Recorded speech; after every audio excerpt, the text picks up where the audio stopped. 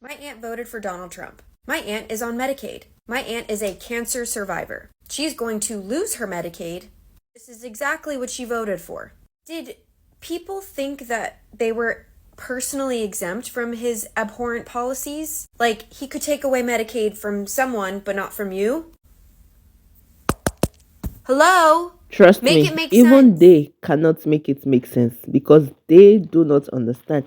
Hi, beautiful people. Welcome back to my YouTube channel. Thank you for stopping by, supporting your girl once again on this channel. So, all credit goes to the creators in this videos.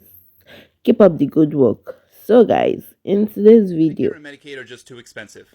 People should handle their own healthcare without the government stepping in. Randy, Medicare covers seniors who've worked their entire lives, and Medicaid helps children, low-income families, and people with disabilities. Cutting them means people lose access to doctors, nursing homes shut down, and rural hospitals, already struggling, go bankrupt. Well, maybe people should just work harder or plan better to afford their healthcare. Dude, most people on Medicare already work. Their jobs just don't pay enough to cover private insurance, and even with Medicare, seniors still pay thousands out of pocket every year. Healthcare isn't a luxury, it's survival. Can't we just cut the fraud? That's where all the waste is. Fraud makes up less than 10% of spending. Cutting trillions means reducing services for everyone, like cancer patients losing chemo treatments or people with disabilities losing access to home care. Okay, but shouldn't people save for healthcare like they save for other expenses? Medical bills are the leading cause of bankruptcy in this country, even for people who save. One major illness can wipe out everything, especially when costs for treatments like chemotherapy or surgeries run into tens of thousands of dollars. But healthcare is still a personal responsibility. Why should taxpayers pay for someone else's care? Because we already do. When uninsured people can't pay their hospital bills, those costs get passed on to everyone else through higher premiums and hospital fees. Cutting Medicare and Medicaid will just make that problem worse. What if we let private companies take over healthcare? That'd be more efficient. Private companies already run most healthcare, and that's why we're paying the highest prices in the world. Without Medicare and Medicaid, millions would lose insurance entirely and end up delaying care until it's too late. And then the costs skyrocket. It's just too much money for the government to spend. Randy, cutting Medicare and Medicaid would mean longer ER waits, overrun clinics, and millions of uninsured people.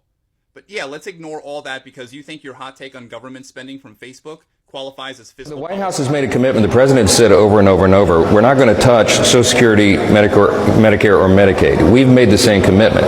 It ain't true. That's what you just heard. Republicans swore up and down that their plan would not touch Medicaid, but that's a lie. And the Congressional Budget Office, which is nonpartisan, came out with analysis that proves it. To make the numbers work in the Republican budget, they have to cut either Medicare or Medicaid or the Children's Health Insurance Program to make the $800+ billion in cuts they're planning. I can get behind cutting waste and abuse, but children's health insurance is not waste or abuse. It's essential. And it also means cutting the funding for rural health care clinics and for rural hospitals. That's unacceptable. Dangerous cuts to essential services means that people will not get the health care they need. If you cut health care, people will die. And for what? To fund tax breaks for billionaires. Let that sink in.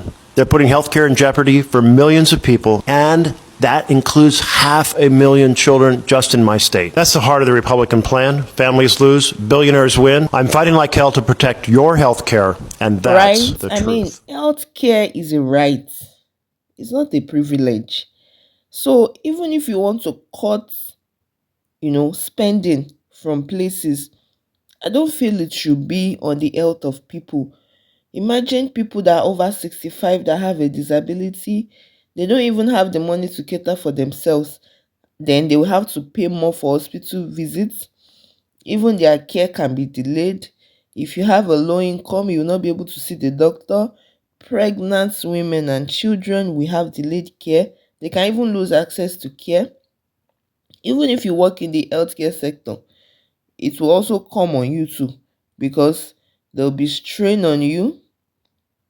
Okay, there will be job losses because cuts to Medicaid funding also means layoffs at the clinics, the hospitals, the care centers.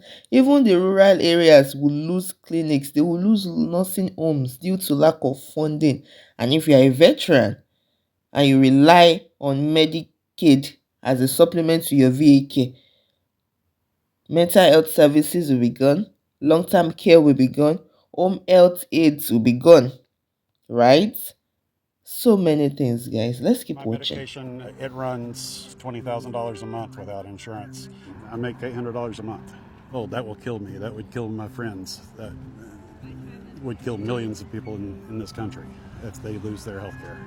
We're in California's District 22, a rural community in the state's Central Valley. This district voted for Trump for the first time in 2024, but now his policies threaten one of the benefits people here rely on the most. It bothers me when people like Elon Musk say that people on those programs are the parasite class. It's just cruel. Do you know anyone personally who voted for President Trump but depends on benefits like Medicaid? Oh yeah, I know a lot of people. Trump promised a lot of things. I thought it would be more family values and those programs that we really need here. One of those promises was to protect Medicaid, which 67% of people in this district rely on. It's the largest percentage of any district in the entire country. Can you guarantee that Medicare, Medicaid will not be touched? Yeah, I mean, I have said it so many times, we're not going to touch it. But his administration just proposed an $880 billion cut to Medicaid over the next 10 years. So we wanted to come here to find out how people are feeling about Trump and his administration's decision that could have a huge impact on one of the benefits they rely on the most. One resident who would be impacted by Medicaid cuts is 64-year-old Irma Arredondo, who voted for Trump in 2024. Irma has several chronic health issues, including type 1 diabetes. She's also a full-time caregiver for her daughter, who has cerebral palsy, and her sister, who has Turner syndrome. Valerie have her medication for her seizures. She needs care of everything. And I just give massage to her hands, to her legs. I stay with her until she falls asleep. Sounds like you take really good care of her. Oh, and my baby is my dog. So you, your sister Irene, and your daughter Valerie, you're all on Medicaid. And how important is Medicaid for your family? Can you imagine? We live on a daily basis with sicknesses. This is for the cholesterol too. This is also for my blood pressure. So Medicaid pays for all of it? Yes. If you didn't have Medicaid, how much would this cost you? How much money? Thousands maybe. Thousands. And that's just for you? That's for me. Not for your daughter? Not for your sister? No. The medicine that my daughter takes for seizures, I won't be able to afford it. So we feel hopeless if those cuts come, you know. What we're going to do. Irma was a farm worker for more than a decade. She believes that some of her and her children's health issues can be linked to the pesticides she was exposed to while working in the fields. When I was pregnant with my child, I was working in the field. I remember it was this little airplane and sprayed us. But when my baby born, the doctor just said, "Uh-oh, something's missing." And when he gave me my baby doesn't have her arm. So with these risks that you and your community face in agriculture, and then to have the system threaten to take away your health insurance, to take away protection, how does it make you feel? Like I told you, I feel like this tubby nuts in the back, you know. But why when we put food on their tables, you know, that we risk our health? Look at me right now. Look at me, how many sicknesses that I have. The COPD, I didn't have COPD at that time. We got all in the fields. Where else? We're seeking permanent income tax cuts all across the board. The $880 billion in Medicaid cuts proposed in President Trump's budget will help pay to permanently extend his 2017 tax cuts. The largest tax breaks would go to the wealthiest individuals. Are those your values? No, that's not right. ¿Por qué van a hacer tanto recorte? Sí, tanto recorte. ¿En dónde lo van a poner ese dinero? ¿Dónde? In the last election, who did you vote for? I feel embarrassed to tell you, but before all the years back, since I got my citizenship, I said I was a Democrat, but then And these last elections I voted as a Republican. Why? Because I'm against abortion. Para mí la palabra conservador es tener valores. Like I grew up with values, con las enseñanzas de mis padres. Family values. Family values. Irma isn't the only one in District 22 who feels betrayed by the administration's plan to gut Medicaid. The only people they're hurting are the poor people. People that really need the stuff. Elon Musk doesn't need it. Trump doesn't need it. And, billionaires don't need it. They're making out big time with this, but they're hurting people in the process. District 22's representative is David Valadeo, a Republican who voted in favor of the budget resolution to cut Medicaid, after initially voicing concerns about how potential cuts to social programs could affect his constituents. If just 2 Republicans vote no on the final legislation, they could stop Medicaid from being cut. The folks in this district have voted for him because he, in the past, has been able to stand up against his party. But now he's really stuck between a rock and a hard place because it seems as if the Trump administration is going to really ask for loyalty from him and for him to play ball on every single issue, not just the issues that play well in this district. And so that might mean that they expect him to vote for things that are going to hurt his constituents directly. If we could go back to November, who would you vote for now, seeing what you see? For either one. You just wouldn't have voted. None either. Yeah, it's very sad that there's no political leadership that you feel you can vote for. Maybe, they can, like you said, Democrats or Republican. Maybe they have, I'm not going to say that everything is bad, but the most important things. But the only good things is for them. To us, always going to be the good things, You feel that way. It's always going to be the bad things. Always. For you. Yeah.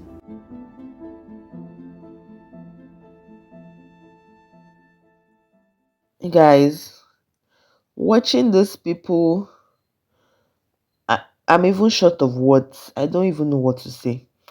Because the truth is just that they fell hook, line, and sinker for all the lies that Trump told them. And now, see that woman, she said she feels stabbed in the back because she has laid down her life, sacrificed herself when she was working in agriculture. And that was when she got, all those sicknesses and all of that. And now that she's supposed to be reaping the benefits from the government, they are now stabbing her in the back. And the other man that said he earns $800 $800 per month and his medication goes up to more than $20,000. The matter still remains that if this $880 billion is cut in this healthcare section, a lot of people will be unalived. And the damage that it's going to cause, that $880 billion would not be enough to solve it. Right? Because the bigger picture still remains that it's going to affect everybody. Everybody will be affected. And the percentage of people that will be affected, it's going to be a lot.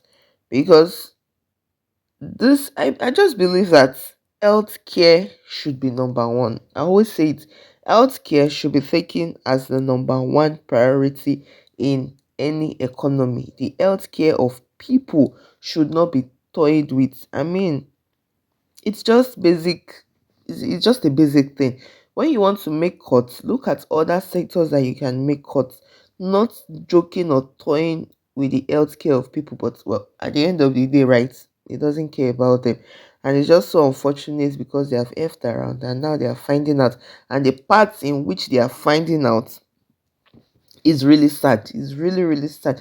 Watching those videos, I'm just like, if only. Even the woman, when the interviewer asked her that, okay, if she could turn back the hands of time, who would she vote for? And she's like, okay, nobody. She wouldn't have voted. But unfortunately, you can't turn back the hands of time. The damage has been done already. And the reason why she voted for Trump was because she said she was against abortion. Just imagine. Just that. Just that.